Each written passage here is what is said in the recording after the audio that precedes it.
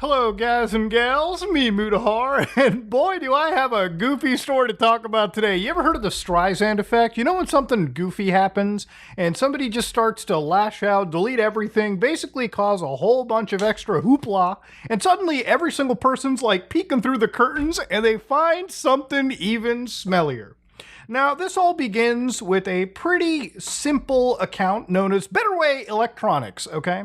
Now, for anybody that doesn't know about Betterway Electronics, if you go to their website right now, they've said, I have closed the business pending a police investigation into recent attacks on my servers and services. All apps remain functional. Okay, so that's pretty serious, right? Like, oh my God, they're getting taken down? Like, they were getting attacked? The cops are involved? This is some pretty serious stuff. Now, before you go into it and wonder, okay, what is Betterway Electronics, Mood, and why should I care? So if you're somebody that's in the repair scene, if you're somebody that likes playing old video games, you probably play on every console. One of those consoles is a PlayStation 4. Now, BwE, or Betterway Electronics, was making a piece of software called the NOR Validator, okay, amongst other softwares. So generally speaking, if you wanted to fix your PlayStation 4, this software would assist in helping you identify codes, identify, how you could fix these systems. For instance, right over here from BwE, if your console suddenly died and has what is called a BLOD, the NOR can be the reason why. Using my program will allow you to validate literally every single byte of the NOR, allowing you to see where if it was corrupted. So you can imagine if you're somebody fixing up a PlayStation 4, this is a godsend tool, right? And for a lot of people who wanted to use their console again, they could go to a repair shop. The repair shop could use software like this and basically figure out what needed to be fixed. You'd pay a fraction of the sum and get back to gaming, okay? In fact, it's pretty important from a right to repair perspective, right? Having the tools and abilities for anybody to take the hardware that they own and fix it is actually an imperative right that I think everyone needs to have. And it's not only every single person, there's another channel on the internet known as Louis Rossmann. Now, I like Louis Rossmann quite a fair bit. He's a pretty abrasive-ish guy. Some people definitely don't like his New York attitude. But I'm sorry, once you're too New York like him, that New York side never fucking leaves, okay? Now, Louis Rossmann is a guy that pretty much tells it how it is. And he was focusing on BwE from the perspective of consumer goddamn rights. So this software that BwE was making was not software that was completely innocent from any controversy, okay? To give you an idea, apparently the BwE software was alleged to act like spyware.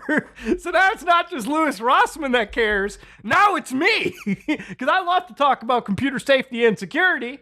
And there was a lot of actual posts that would be about there. For instance, 8 months ago, a account known as Swimming Swimmer 4591 on Reddit, on r/console repair, goes, PSA, for anybody using Betterway Electronics, for anyone that is looking and learning how to UART diagnose consoles, do not purchase this company's software. The software states it's not a virus or malware and not an invasion of privacy. So again, that's the virus. If it does any of that, it basically doesn't ask you for any consent to do that, which is, again, wrong. Consent is very important.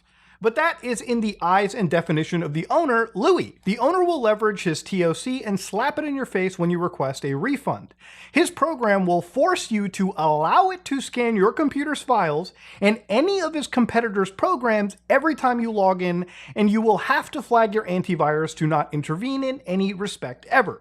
So anytime a piece of software tells you, oh, can you turn off your antivirus, please? Now, there's very specific reasons why someone would ever need to do that.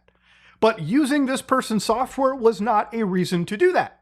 So if anybody like this scumbag would tell you to do that, always say no. Don't disable your computer's protections because some asshole wants to scam your stuff, okay? You don't need to do that. Do not ever allow them to do that. Now, Louis Rossmann actually did cover this in a video about 1 year ago, where, again, BwE banned apparently, allegedly legit customers of that software and didn't even give them a refund, okay?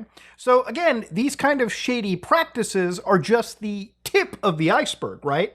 So there were also other things like anti-piracy, for instance, right? One of the websites that kind of talked about this was Wololo. Okay, now Wololo is a super old school website that if you're somebody like me and you ever have a hacked PlayStation Portable like sitting on your desk or a PS Vita, you probably have been in the scene through here, right? This is where you got all your releases and crazy shit to play around with. So according to the fellows at Whoa, they thought so highly of their software that he crippled it with tons of spyware to monitor what his customers were doing. If you purchased a license and you happened to do something he didn't like, he would just revoke your license. So the thing about looking up BwE and a lot of people talking about the bans in their software, right? So for instance, this one post by BwE Dev, if you open this post, you'll notice, oh, that account no longer exists. Okay. So for instance, even on their website, incompatible software detected. So again, the software appears to, I guess, do scans of other people's stuff, other competitor products, it seems, based on just this blurb that I'm seeing over here. But let's open this up. Oh, 404, can't even access that. But thankfully, to the Wayback Machine, which is really the MVP in researching this scumbaggery, you can see that this page was all about basically punishing the user for having, I guess, incompatible software. And that includes pirated tools, reverse engineering software, and any software using my intellectual property. So he lists console repair tool, PS5 code reader, blah, blah, blah, blah, blah. And he says almost all current PS4, PS5 repair tools, aside from mine, rely on stolen data or reverse engineering methods without my authorization. So he can't even prove if these softwares were actually reverse engineered, and even if they were reverse engineered, if they were clean room engineered, it wouldn't even fucking matter. And if they were stolen data, you have to prove that. But he just uses his TOC as this. And he says, can I use a free alternative? He's like, no, free alternatives are unauthorized copies. For example, this one, and Moamare accessed my server and stole 65 unique honeypotted codes. Which again, I don't know the reality of it because he's already removed this, okay? And the thing about it is, why does this seem like this is, why has this gone on for so long? It feels like if this was to be taken to any small claims court in Australia or anything, people would probably have some case against such an insanely overbearing TOC at this point. So again, it doesn't even matter at this point because the business is effectively shut down or disappeared for now. But yeah, you get the idea of the ego involved here. I guess one surviving WhatsApp, thanks to Louis Rossmann, was, so I'll be taking this decision of yours as theft. You can take it however you please. Pursuant to my terms, which you've agreed to me, you're banned. Your service is terminated permanently. Bye. You've also broken another term just now. So feel free to base whatever reason on that then. Keeps it simple. This man responds faster than a psycho ex-girlfriend. Let me tell you, boys, within a minute, you've gotten all of these. People need to know what you are avoiding a simple question. All private communications between Betterway Electronics and its customers are strictly confidential. Unauthorized disclosure, including sharing by email or messaging platforms such as WhatsApp, will result in the immediate termination of all services. Which is like, this is the only term I've broken, and it's after you revoked the license. So yeah, the guy is kind of unhinged. He's got a bit of an ego thing to kind of go off, it seems, at least from what I'm reading over here. And of course, this pressed somebody like Louis Rossmann, as he should have, to look a little bit further, until of course, this became a situation that blew up in BwE's face. Now, I told you about the Stryisand effect earlier, and let me tell you, there's no Stryisand effect stronger than when you try to remove a YouTuber's video, okay? So in one of Lewis's videos, he's like, BwE tried to take down my videos, so I'm taking down his business. All right, that's a pretty serious thing, Lewis. All right, goddamn. Now, I know when Lewis is saying that, it's got to be something true there. So let's watch this. Protection revealing a scam to get that video erased on behalf of the scammer. And he made a really big mistake yesterday. What he did is he filed a false privacy claim on me. I got this shit over here. Hi, Louis Rossmann. We'd like to inform you that we've received a privacy concern about your content. Before we review the content, we'd like to give you an opportunity to review and, if necessary, modify and remove any potentially private information from the reported content. Other community guidelines penalties will still apply if this content is found to be in violation of another YouTube community guidelines policy, and we may also apply penalties and suspend accounts of users who maliciously circumvent our removal policies. So, hold on a minute. The guy is just a privacy guideline strike. Now, this is something that, like Lewis, I'm pretty much accustomed to noticing over here. So this is, by the way, an opening salve of attacks any scumbag will use against you on YouTube. And the thing about a privacy complaint is YouTube will actually go through and see if a video contains private information that you're leaking out about somebody, right? This doesn't mean that your video will necessarily be taken down. It means that YouTube will launch an investigation, and if you turn out to actually be leaking information, like this YouTuber, like the person against him said that at around 12:09 to 12:20, there was information. So I made a video about a week ago on Logan Paul and his like dog shit lawsuit against CoffeeZilla. And inside there, I read some messages, and I actually received the same privacy complaint too. So I don't know if somebody on Logan's team sent it or somebody, just tangentially related to him. But I had to go into YouTube Editor. I had to blur out any section where I could find the possible offending material, which I think maybe turned out to be a phone number that was given out in the court records itself. So I removed that, and so basically that video did not get taken down. YouTube did not find there to be like a privacy issue. YouTube, in fact, tells you, it's like, if you do notice that there are privacy problems, you're going to get an opportunity, like it says in this email, to review, and if necessary, modify things at all, which obviously you can and cannot do. Obviously, after this period, YouTube will jump in. Basically, the point is, the scumbag who is behind this privacy complaint wanted that video removed. And obviously, if you're a YouTuber in general that is, exposing terrible shit that is happening, you're probably going to want to jump in even deeper.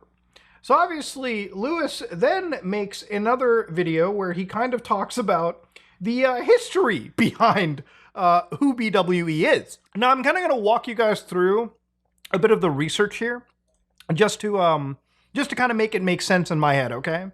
So basically, if we go back to Betterway Electronics' website right over here, you can see that they've actually closed their business because of a police investigation.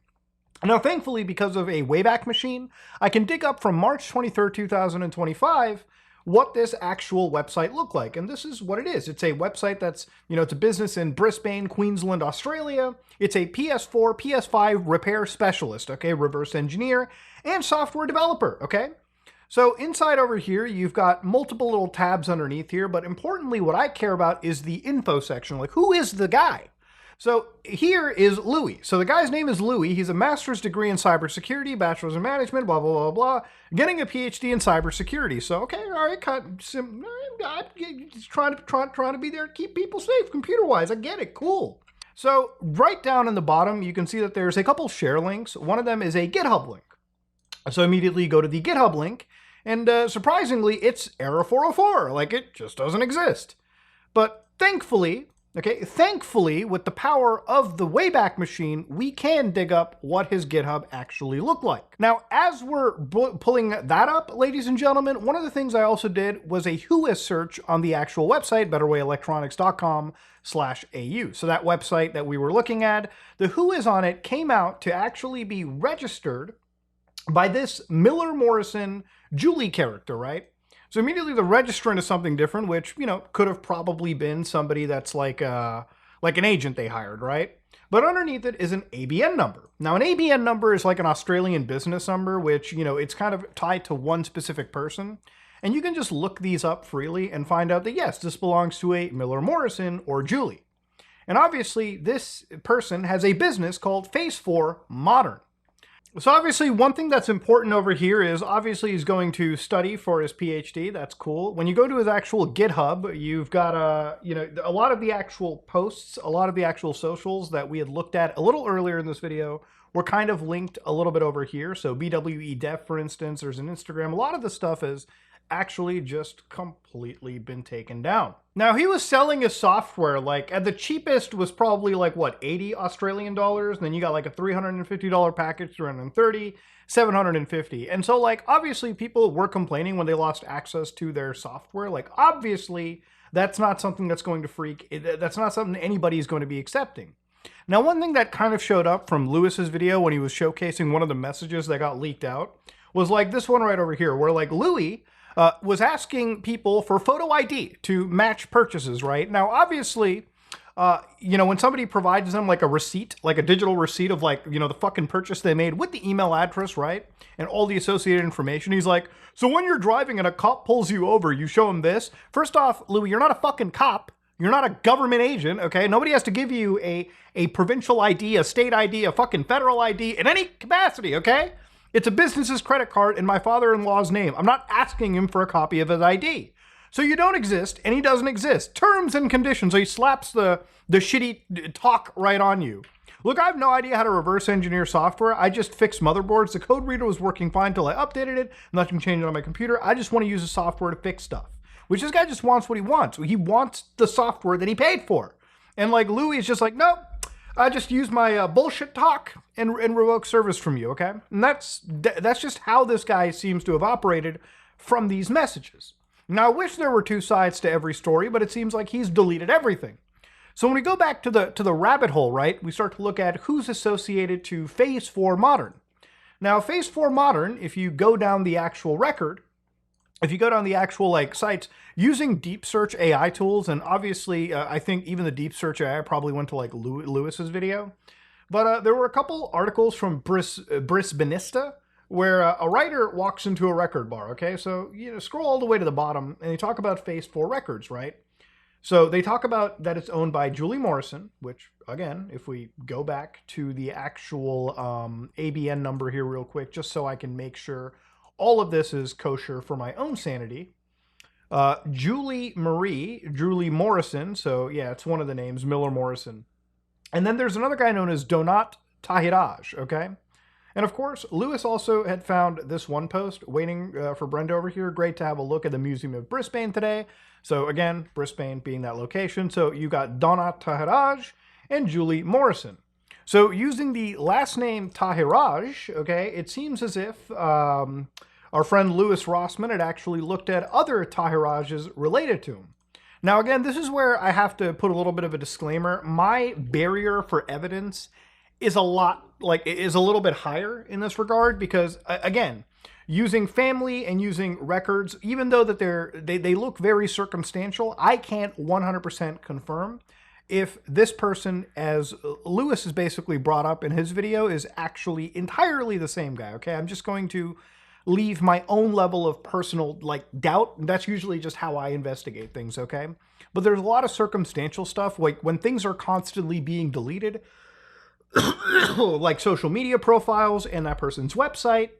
And again, when you have, these names related to each other, like the Marie running, or at least being like the ABN number registered to his website, being related to a person with the last name Tahiraj, and then of course another Tahiraj operating in the same exact area, I think there's reasonable suspicions to be had, okay? Like this is like, when the stars kind of align from a data perspective, you can't really ignore things, which is something that I believe Lewis is also, understanding of, right? Like he's probably looking at this and in his mind comes to what is a pretty reasonable conclusion according to him, right? And I don't think there's going to be many people that are faulting him for that. But anyways, you've got this guy named Tahiri Louis, okay, which is the current name, right? So a name that was changed. So the ABN number will remain the same, okay? This is like something that you're basically born with. So his previous name used to be Tahiraj Luan, okay? And this name existed from May 2010, I guess, as it was registered, all the way to July 2024. And in July 2024, now the name is different. So you might be like, why is the name changed? What's going on here, Muda? Well, here's the bombshell, ladies and gentlemen. If you actually look closely at Tahiraj Luan and just type arrested, you'll find man gets 12 years in jail over internet sex offenses. So a Brisbane court, so Brisbane right over here, court has jailed a man for 12 years for using the internet to procure underage people for bad things. So the court has told a 24-year-old Luan Tahiraj contacted two girls, 13 and 14, on a website, Vampire Freaks. He hacked the computers of one of the girls and threatened her if she did not engage in anything dirty on the webcam. Okay, police also found 180 dirty images on his computer that he had bragged about online with his conduct. So, what the fuck? What? That is a bombshell. And, you got to hand it over to, Lewis Rossman. It's like when he eviscerates somebody, he really does eviscerate somebody. But I wanted to go through this rabbit hole myself. And again, I wouldn't personally sign off on everything here just because, again, my barrier for, connecting the dots is just a little bit higher. Just because that's how I've dealt in the past with, cryptocurrency stuff. I only tie a wallet address to somebody that I know without a shadow of a doubt exists. But this is just one of those things where, yeah, stars are aligning a lot. I just need the extra little bit. But that's just my personal perspective. Anyways, to go down into it further, there is an entire court case that you can read from the Supreme Court of Queensland, Court of Appeal right over here, against Tahiraj Luan. And yeah, over here, it'll talk about all of this, right? It'll basically bring up every single disgusting activity brought by this person. So one of the things that I just really wanted to make a point of was the hacking allegation. So obviously the software that he designed, right, it would contain allegedly the spyware that would be used to scan your computer and check if you were using competitor grade software. But allegedly this person over here, right, who got brought into this Luan character, when they were arrested, the actual explanation when they talked about it was that he had used malware to basically open up webcams of underage individuals, in this case at least. So for instance, right over here, the appellant communicated via MSN Messenger, where the appellant sent a program over MSN which A attempted to download, where the appellant used this program to access and turn on A's webcam remotely, where the appellant told A, who obviously is a victim, to, do bad things on the camera, things that they shouldn't have done, okay? And the appellant told A that they would destroy her computer and hack her online accounts if she did not comply. So, unhinged shit, okay? Really unhinged behavior. Very, very fucking unhinged. So in a stunning turn of events, after Lewis had made his video where he got into talking about the actual Brisbane court situation, that one Luan character, right?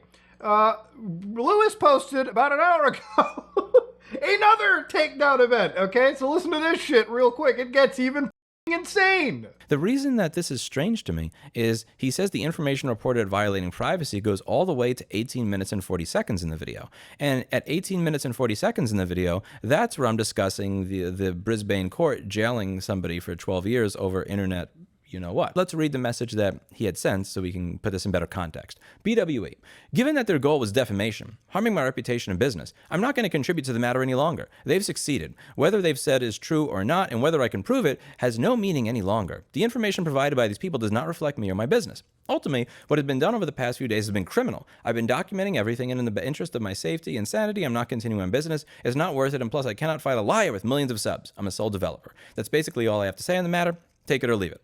So firstly, if everything that has been said is not true, then why are you claiming that this violates your privacy? So that's actually a really good point that was brought up by Lewis right now. If you claim that everything has been said against you is false, why are you claiming that that one article that has a name is violating your privacy? You would have to be able to provide YouTube with some identification that you're actually like that person, right? YouTube will want to make sure that you are this Luan Tahirash fellow before they willingly take down another creator's video because you've been violating privacy. You can only file a privacy complaint if you are the party being, privacy violated, right? Which I think is pretty telling of the operations that have been going on over here. Look, at the end of all this, ladies and gentlemen, I can't 100% confirm. Again, things have just, anytime you have like that slight, like 0.5% of like doubt, I don't like to immediately jump on and confirm it, just because obviously these people, if all the stars align and they prove it wrong, I don't want to be caught with like my pants down, so to speak. But based on the reporting done by Lewis and the research done by me and the research done by the community, it really just kind of boils down that this person not only has a crazy massive ego about his privacy, about his like tools, but he's also, by not being a responsible business owner, by not being somebody that would be able to provide this software, to the point where another creator known as the Coder actually jumped in and produced the exact same software, better software I would say, entirely for free. So for a community that didn't want to be at this guy's beck and call and bent over a barrel by him pretty much every day, another creator has kind of jumped in and provided this. Now it's not just creating equivalent software. It's this guy wants to be a PhD in cybersecurity, and if this person allegedly has a past as disgusting and deplorable as this, I don't think I want this person learning how to safeguard their tracks on the internet. I think that, to me, personally, like if you take all YouTube aside, professionally speaking, I don't want this person anywhere, near the gaming scene, near the gaming repair scene. I especially don't want this person near the cybersecurity scene if they've got things like this. And sure, you might be able to say, but Muda, he was jailed for it, he did his time. I don't think any amount of prison time can undo the damages you've done to minors. So I really don't care, okay? Like for me, if you haven't committed the actual crime, if you haven't went over the line, I'm sure there's rehabilitation and things you can go for. But I think even if you go to jail and you pay for it and whatever, to me, on a personal level, it's not really paying for it. Okay, simple as that. And if you're going to align yourself with a job field like cybersecurity, where you can be involved or you will know how to protect yourself against computer forensics, for instance, that to me is the biggest red flag of all red flags. And that is something that I feel on a personal level, at least based on the reporting over here. This is a story that I personally wanted to talk about. But yeah, BwE, my God, I have never seen an implosion on anybody like this. But ladies and gentlemen, this is me, Mutahar, and yeah, fuck BwE. And if BwE wants to take down this video, I will gladly challenge you in any court, in any situation. I do not care, okay? Because personally speaking, bullies are the last people you should be bending over to on YouTube, okay? Simple as that. Especially bullies with an alleged history as deplorable as this. If you like what you saw, please like, comment, and subscribe. Dislike it if you dislike it. I am out.